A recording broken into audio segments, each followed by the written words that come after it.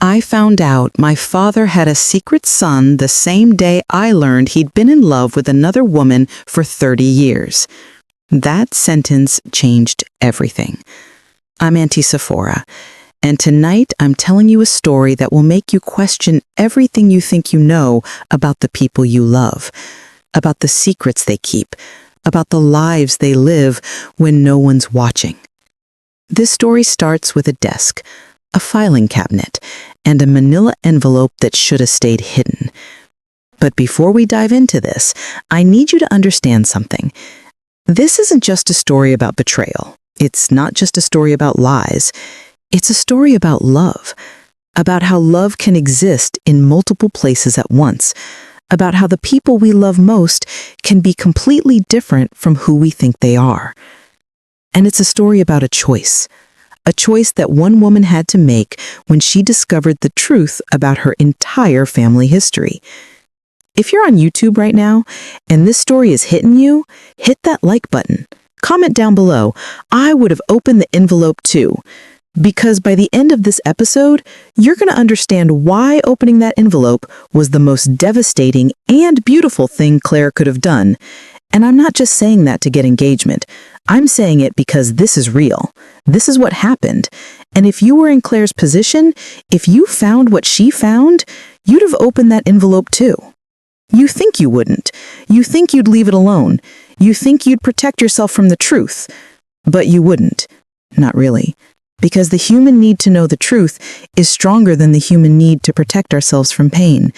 We will burn ourselves to ashes just to understand why we're burning. Claire was a woman who thought she had her life figured out, not in an arrogant way, not in a way where she thought she was special or unique or extraordinary. She just thought she understood the basic architecture of her existence. She was 32 years old. She worked in corporate marketing, a job that paid well but didn't fulfill her.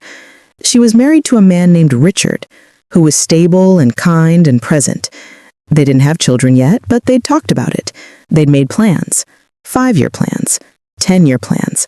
The kind of plans that people make when they believe the future is something they can control. She had a mother named Sarah and a father named Thomas. They'd been married for 40 years. It was the kind of marriage that seemed unshakable. Boring, maybe, predictable, but solid. The kind of marriage that made you believe in the idea of marriage itself. Claire had a good relationship with both of her parents. They called her on Sundays. They remembered her birthday. They didn't intrude too much into her adult life, but they were present enough. They were good parents, the kind of parents you didn't have to carry trauma about. Or so she thought. Claire lived in Portland. She'd moved there after college to get away from her hometown, not because she hated it, but because she needed to prove to herself that she could be independent, that she could build something on her own terms. And she had. Not spectacularly, but adequately. She had friends, she had a career that made sense on paper. Her life was ordinary, and she liked it that way. She didn't want drama. She didn't want chaos. She wanted predictability and stability, and the kind of life where nothing too surprising ever happened. She was about to get the opposite of what she wanted. Her father died on a Tuesday morning in February. He was 73 years old. He had a heart attack while walking through the grocery store parking lot. Just collapsed. One moment he was buying milk and eggs, the next moment he was dead. It was sudden in the way that deaths are sudden when you're not expecting them. One day your parent is alive and complaining about his cholesterol. The next day, he's gone. Claire flew back to her hometown for the funeral. She stayed with her mother in the house where she had grown up, the house where everything had been normal, the house where she never questioned anything. The funeral was a normal funeral. People cried, people told stories, people brought casseroles and flowers. Her mother was devastated, but composed. The kind of devastation that comes with acceptance. The kind that comes when you've been married to someone for 40 years and suddenly that person is gone. Claire grieved, but she also felt something else. She felt relief. Not relief that her father was dead, but relief that she wouldn't have to make an effort to visit him anymore. Relief that she could go back to her life in Portland and not feel guilty about how much distance she kept from her family. Is that terrible? She thought it was terrible. She felt guilty about feeling relief, which is probably why she threw herself into helping her mother clean out the house. "I'll handle it," she told Sarah. "You don't have to see his things. You don't have to go through his office. I'll take care of it." It was an act of love, or at least it was meant to be. It was the worst decision she ever made. 3 weeks after the funeral, Claire was in her father's study clearing out his desk. The study was exactly as her father had left it. Books on shelves, a leather chair, pictures of Claire and her mother on the walls, a fountain pen in the drawer, reading glasses on the desk. It was a room frozen in time, a perfect snapshot of her father's last moments before he collapsed in a parking lot and died. Claire had a system. She was going through his files methodically. Tax returns went in one pile, personal documents in another, things to donate, things to throw away, things to ask her mother about. She'd been doing this for 2 hours when she knocked over the filing cabinet. It was clumsy. She'd been reaching for something on the top shelf, and her elbow caught the edge of the cabinet. It was old, probably from the 1980s, and it wasn't very stable. It fell over. Not dramatically, it didn't crash to the ground, but it fell over, slowly, and when it did, something shifted. The back panel came loose. Claire knelt down to pick it up, thinking she'd just pop it back in place and continue with her work, but when she lifted the panel, she saw something behind it. A space. A hidden compartment. Just a few inches deep. Dust had accumulated in there for years, decades probably. And inside the space was a manila envelope. Her name was written on it, in her father's handwriting. Claire. Just one word, but that word stopped her heart. She sat there for 10 minutes, just staring at the envelope. Her father's handwriting stared back at her. The paper was yellowed, brittle at the edges, old. This envelope had been hidden for years. Maybe decades. Her father had put it there, and then he'd lived his entire life knowing it was there, going into his study every day, sitting at his desk, knowing that behind that filing cabinet was something important enough to hide. Something important enough to leave for his daughter to find. Cleo took a breath, and then she opened the envelope. Inside were 3 letters. They were handwritten. The handwriting was her father's, but it was different, smaller, more compressed, like he was trying to fit important things into a limited space. The first letter was dated 30 years ago. It was addressed to someone named Margaret. Claire had never heard of Margaret. She didn't know who Margaret was or why her father was writing to her, but the first sentence of the letter made her understand that something was very, very wrong. My dearest Margaret, if you're reading this, then I finally gathered the courage to tell the truth, or I'm dead and someone has decided that death grants permission for honesty. Either way, I'm sorry. I'm sorry for 23 years of silence. I'm sorry for the choice I made on that November night when everything changed. I'm sorry for letting fear turn into cowardice and cowardice into a life built on a foundation of beautiful lies. You asked me once, at the very end of what we were, do you love her more than you love me? And I couldn't answer. I still can't. Love doesn't work in mathematics. It doesn't divide equally or stack neatly. Love is the most selfish, most complicated thing I've ever known. I loved you in a way that terrified me. You made me want to be someone different, someone truer, but I was too afraid. My family was too important, my reputation too carefully constructed, and so I chose the safe thing. I chose what was expected. I chose wrong. I married Sarah 2 years later. Good Sarah, steady Sarah. We had a daughter, Claire, beautiful Claire with her mother's eyes. And I have loved my wife and my daughter with a devotion that's genuine, that's real. But there's always been a shadow in that love, Margaret. Your shadow. The life I didn't choose. If you're reading this, it means you finally answered my letters. After all these years, you've written back. And I need to tell you something that should have been said decades ago. I never stopped loving you. I know that's cruel. I know that's unfair to everyone, to you, to Sarah, to our daughter. But it's the truth, and perhaps at the end of our lives, truth is the only currency that matters. I'm writing this because I'm afraid. I'm afraid of dying with this unsaid. I'm afraid of the regret that will follow me beyond this life. I'm afraid that if I don't write it down, somehow the most important part of my existence will be erased, as if those years with you meant nothing.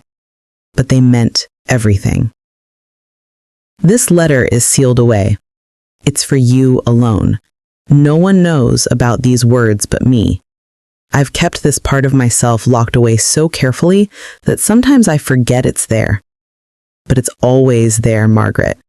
Every morning when I wake up, every evening when I pretend to read the newspaper, but I'm really thinking about you, every moment when my wife is talking to me and I realize I'm not fully present because part of my mind is somewhere else, with you. I don't know what happens now. I don't know if this letter ever reaches you. I don't know if you've moved on, if you've built a life with someone else, if you've decided I was never worth the wait. But I had to try. At least once, I had to speak the truth. I had to tell you that you were the great love of my life. Always yours, Thomas. Claire's hands started shaking. She could barely read the rest of the letter, but she forced herself to continue. This isn't just a story about her father being in love with two women. This is about all three of them, Thomas, Sarah, and Margaret, being trapped in a cycle of choices and consequences that had rippled through decades. Her mother, Sarah, had known on some level that she wasn't the only love of Thomas's life, but she'd chosen to stay. She'd chosen to build a life with him anyway. She'd chosen love over perfection. Margaret had sacrificed decades of possible happiness because she was protecting a man who didn't even know their son existed. She'd been loyal to a relationship that only existed in letters. And Thomas had lived his entire life split in half. One part of him was with Sarah. One part of him was with Margaret. He could never be whole. The second letter was from Margaret, and it was Margaret's response to all of Thomas's hidden letters. Thomas, your letter found me on a Tuesday. I was sitting in my kitchen in Portland, the house you never saw, with the garden you never walked through. I have lived here for 22 years, built a life, or built something that looks like a life from the outside. I almost didn't open your envelope. Almost. But your handwriting, God, your handwriting, I would know it anywhere. I've kept every letter you ever sent. Every one. Even after I promised myself I wouldn't. Even after I married David and had 2 sons and told myself I was finally, truly moving on. I kept them all. In a box, in the back of my closet, where they didn't have to exist in the light. 30 years, Thomas. 30 years I've been waiting for this letter. And now that I have it, I don't know whether to feel validated or devastated. Let me tell you what happened to me after you left, after you chose her, after you became someone else's husband and someone else's father. I was pregnant. Did you know that? Did you ever suspect? I was 3 months pregnant when you sent me that letter telling me you were getting married. You were telling me about Sarah, about how it was what had to happen, how you couldn't ask her to wait, how real life was calling you to responsibility. Real life, as if our love wasn't real, as if our love was just some beautiful fever dream you had to wake up from. I didn't tell you. I couldn't. Your letter made it clear. You had chosen, you had moved forward, and I was too proud, too hurt, too devastated to reach out and say, wait, you need to know something. I had a son, your son, Thomas, in August of 1988. I named him James. He has your eyes, he has your stubborn chin. He became a journalist. Did you know that? He writes about truth and justice and the stories people hide. I always wondered if he got that from you, from the part of you I knew, the part that wanted to tell the truth no matter the cost. I never told James who his father was. I told him his father was someone I loved briefly, someone who couldn't stay. I didn't lie exactly, but I didn't tell the whole truth either. The whole truth is that I loved you so much, it broke something in me. After James was born, I tried to move on. I really did. I dated David 3 years later. I was looking for someone safe, someone reliable, someone who would help me bury the truth deep enough that I could believe it didn't exist. David was kind. David was stable. David proposed, and I said yes. We had another son. We built a life. And for years, I almost convinced myself that I had gotten over you. But I hadn't. I was just very good at pretending. Your letters kept coming, carefully worded, never too explicit, but always full of longing. And I read every single one. I would read them late at night when David was asleep and James was grown and my life looked acceptable from the outside. I never responded. I told myself it was too late, that responding would open a door that should stay closed, that it would hurt too many people. But the truth is, I was afraid. I was afraid that if I opened that door, I would have to walk through it. And I couldn't do that. I had built a life. I had responsibilities. I had created a family. I had lied to my son for 42 years about who his father was. So I stayed silent. And your letters came and went, and I kept them all, and I lived in the space between the life I had and the life I wanted. Until today. Until I got your letter telling me you never stopped loving me. And I had to write back, because silence had already stolen enough from us. Thomas, I'm 68 years old. I have gray hair and arthritis, and a life that's only half of what it should have been. And the thing I regret most, more than the missed opportunities, more than the years of pretending, is that I never told you. I never told you that you had a son. I never told you that James exists because of us. I never gave you the chance to know him, to choose him, to be part of his life. I stole that from you, and I stole the truth from James. I've thought about contacting you 1,000 times. I've written letters I never sent. I've imagined phone calls that never happened. And every time, I told myself the same thing. It's too late. The moment has passed. Telling the truth now would only cause pain. But the truth is, the truth causes pain either way. The difference is whether we face it or hide from it. I'm telling you now, you have a son. His name is James. He's a good man. He's better than both of us deserve. And if you want to know him, if you want to reach out, if you want to fix even a small part of what we broke, I'll support that. If you don't, I'll understand. I've already spent 42 years understanding the choices we make to survive, but I won't stay silent anymore. I love you. I've always loved you. That much, at least, has been constant. Margaret. Listen, if you're watching this on YouTube right now and you're blown away, I know you are, comment right now, I'm shocked, because we're not even at the end of this story yet. This is where it gets even more complicated. Because there's a third letter, and this one is addressed directly to Claire. Also, please subscribe because next week I'm telling you the story of a woman who realized her husband had been in contact with his ex-wife the entire time they were married. And the things he was telling this ex-wife will absolutely destroy you. But right now, let me read you the letter that changed Claire's life. The letter her father left specifically for her. My dearest Claire, if you're reading this, I'm gone. And I'm sorry.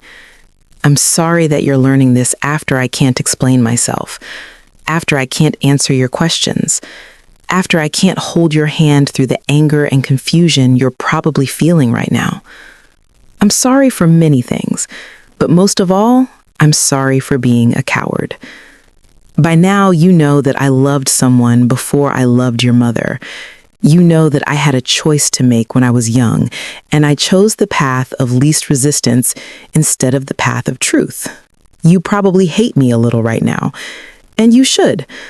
I betrayed not just your mother, but myself. I betrayed the person I could have been if I'd been braver.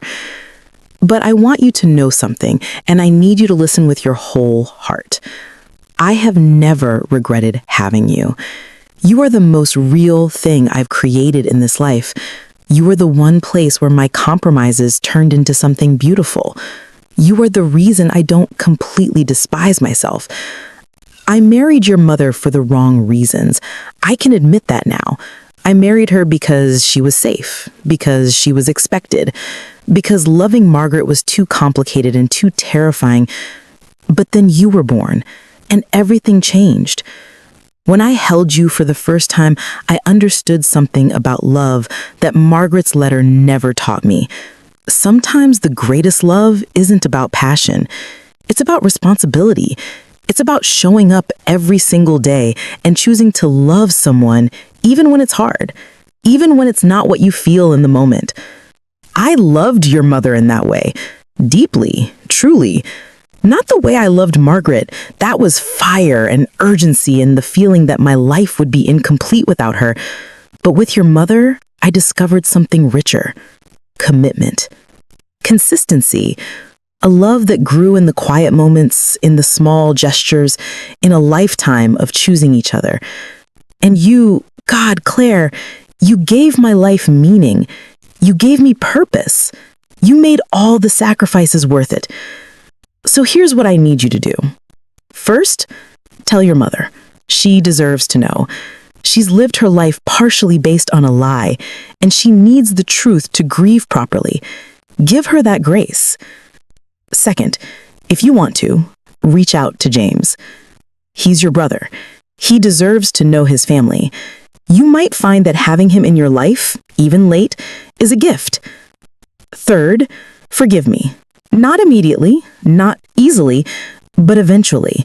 Forgive me for being a human, for making mistakes, for loving imperfectly, for building my life on compromises. And finally, don't make my mistakes. Don't choose security over truth. Don't let fear write your story. When you find love, real love, have the courage I didn't have. I never got to tell Margaret that I loved her while we were both alive enough to do something about it. I never introduced you to your brother. I never had the conversation with your mother that might have set us all free. Don't live with those regrets. They're heavier than you can imagine. I love you, Claire. You are the evidence that even my mistakes can create something worthwhile. Dead. For 3 days, Claire sat with those letters. She didn't tell her mother. She didn't tell Richard. She barely ate. She barely slept. She just read the letters over and over and tried to decide what to do. She had information that could fundamentally alter people's lives. She had the power to reunite a father and son, even though the father was dead. She had the power to give Margaret closure. She had the power to give her mother the truth about her marriage. But she also had the power to destroy everything. Her father was telling her to tell the truth, but her father had been a coward. Why should she take his advice about courage? On the 4th day, she called her therapist and booked an emergency session. In the therapist's office, Claire laid it all out. The letters, the discovery, the existence of James, the impossible choice. Her therapist listened for a long time, and then she said something that changed Claire's perspective. Your father is asking you to do something he couldn't do. He's asking you to tell the truth, even though it's hard, even though it will hurt people, even though it would be easier not to. He's asking you from beyond the grave to be braver than he was. What does that mean to you? That question sat with Claire for days. What did it mean? It meant that the cycle of silence had to stop. It meant that she had to break the pattern. It meant that she had to do what her father couldn't do. She had to tell the truth. She started with her mother. She drove to her mother's house and sat down at the kitchen table. She made tea because tea felt like it was a moment that required tea. And then she said, "Mom, I found something in Dad's office. I need to tell you about it." Her mother listened without interrupting. Claire read her parts of the letters. Not all of them, Not the most intimate parts, but enough that her mother could understand what had happened. When Claire finished, her mother was very still. She stared at the letters for a long time, and then she said, "I think I've always known, not the details, but I've always known that he was somewhere else with his heart." Claire's mother cried that day. She grieved her husband in a new way.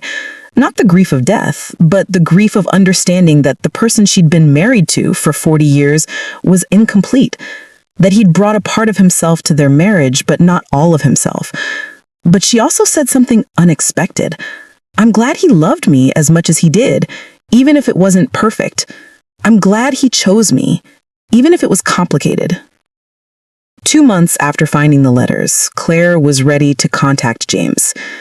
She found him on LinkedIn, James Morrison, journalist, Portland, Oregon. The photograph showed a man with Claire's father's eyes. She stared at that photograph for a long time. She thought about reaching out to Margaret first, getting permission, but that felt like perpetuating the secrecy. So instead, she wrote an email to James. She must have rewritten that email 50 times. How do you tell someone that you're their half-sister? How do you tell someone that their father is actually alive, just in letters? How do you upend someone's entire understanding of their identity in a professional email? In the end, she kept it simple. "Dear James, my name is Claire. I think you should know who you are. Your father left some letters for me. I think you should read them.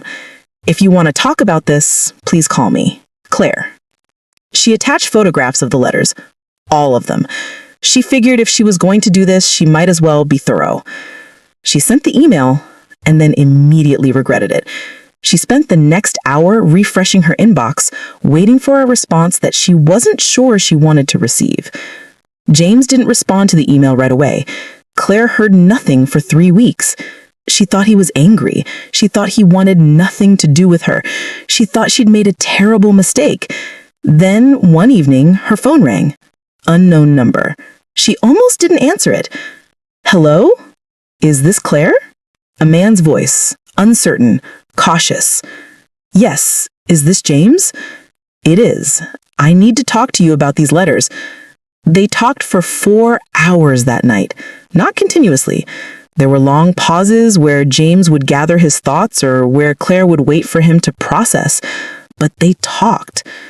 James told her about his life, about how he'd grown up feeling like something was missing, about how he'd spent years in therapy trying to understand why he had this void in him, and how he'd become a journalist because he needed to understand truth, because he was obsessed with uncovering what was hidden. And Claire told him about our father. She told him about the man who loved both the life he chose and the life he didn't choose. She told him about the letters, about the remorse, about the fact that their father had thought about him every single day. "I've been so angry at him," James said. "Even though I didn't know who he was, I was angry at him for leaving, for not wanting to know me. And then I read these letters and I realize he wanted to know me. He just didn't know how. He was a coward," Claire said. "Yeah," James agreed, "but he was also a human being who loved people and didn't know how to do it perfectly, like most of us." After that first phone call, James and Claire started talking regularly. They exchanged stories about their father. They compared physical similarities. They discovered that they had similar taste in music and books and movies. But more importantly, they discovered that they were family, not by the normal route, but family nonetheless. 3 months after meeting that first phone call, Claire flew to Portland to meet James in person. She was terrified. What if they didn't connect? What if they'd built up this idea of a relationship that didn't actually exist? But when she saw him at the coffee shop they'd agreed to meet at, she recognized him immediately. Not from any photograph, but from something deeper. He had her father's face. He had her father's way of sitting. He had her father's eyes. They sat down and looked at each other for a long time. And then James said, "You have his hands." Claire replied, "You have his eyes."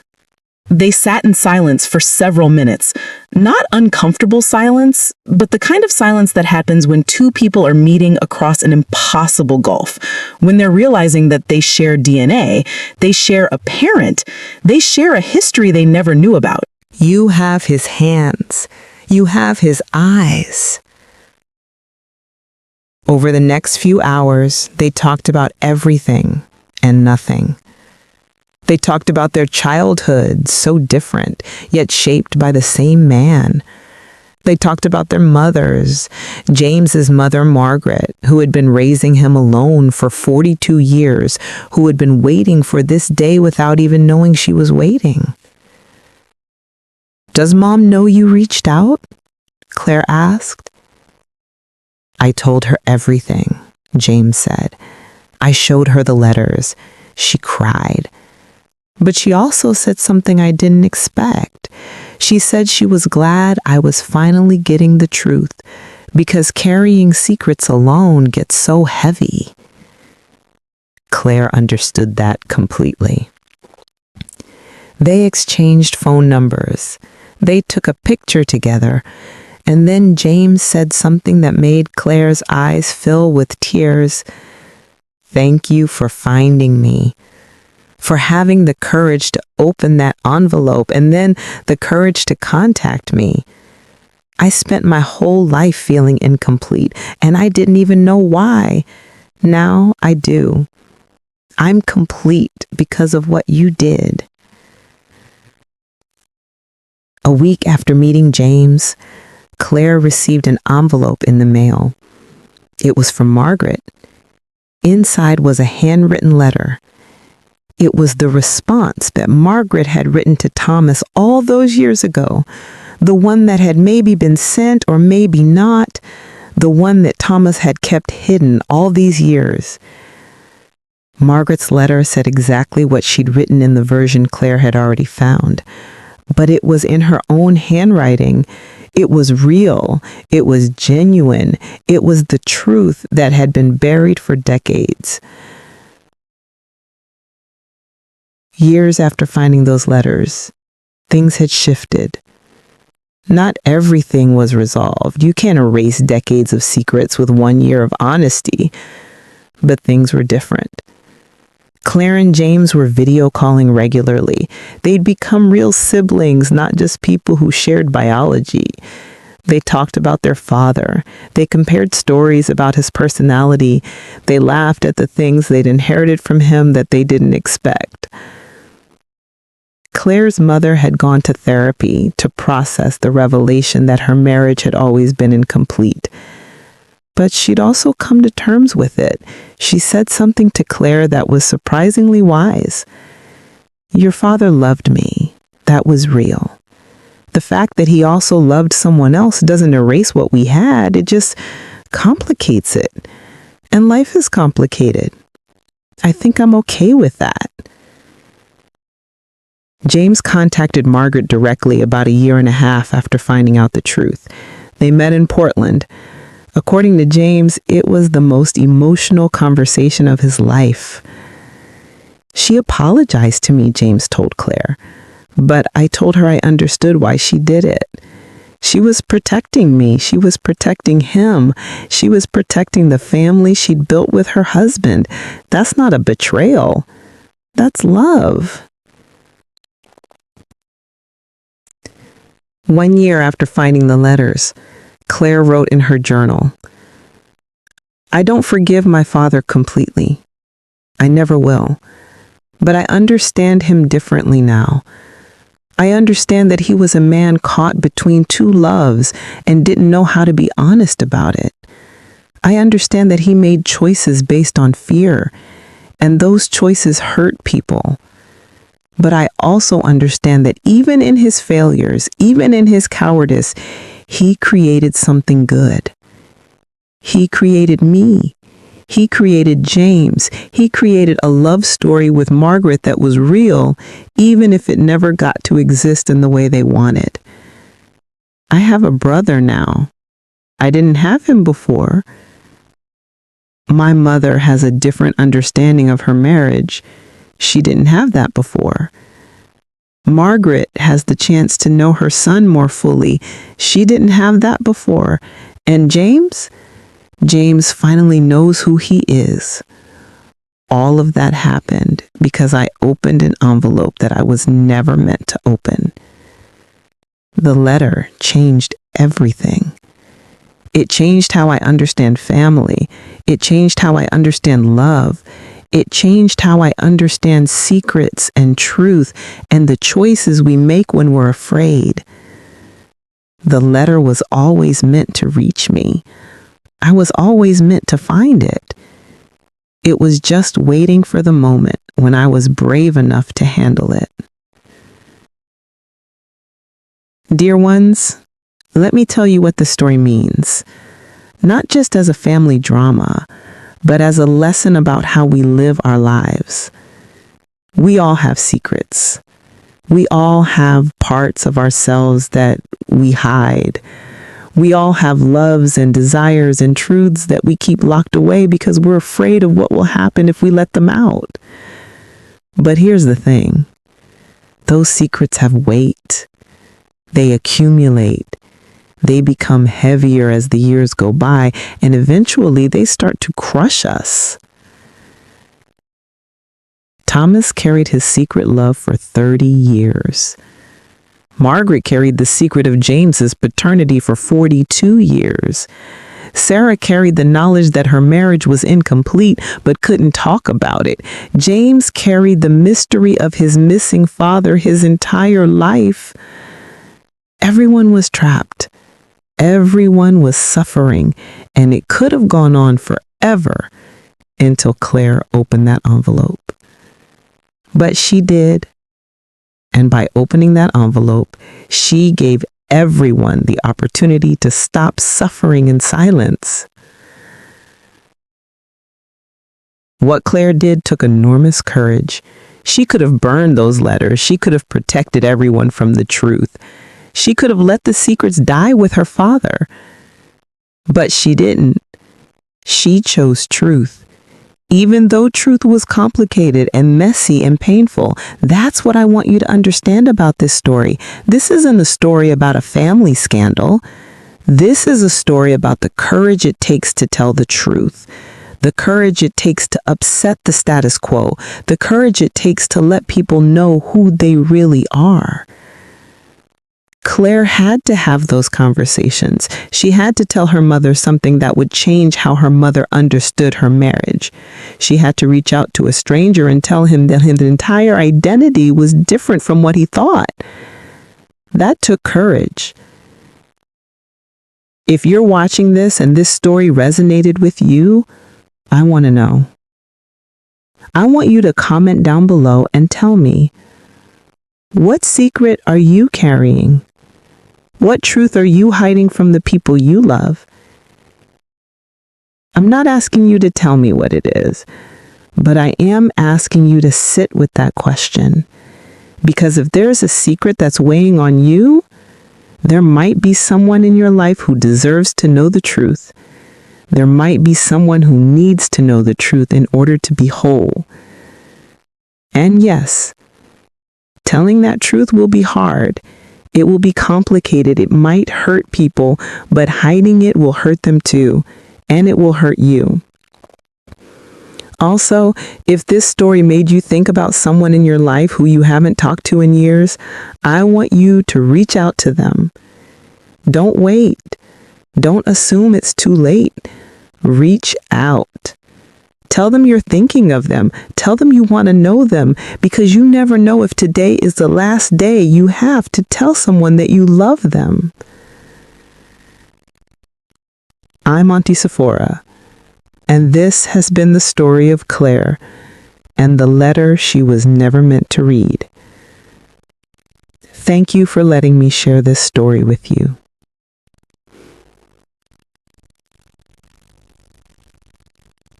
Thank you for caring about people you've never met. Thank you for understanding that sometimes the truths we're never supposed to find are exactly the truths we need to know. Sometimes the letter that's meant to stay hidden is the one that sets us free. Sometimes the bravest thing we can do is tell the truth, even though it will hurt, even though it will complicate things, even though it might upset the people we love. Until next time, dear ones, take care of yourselves.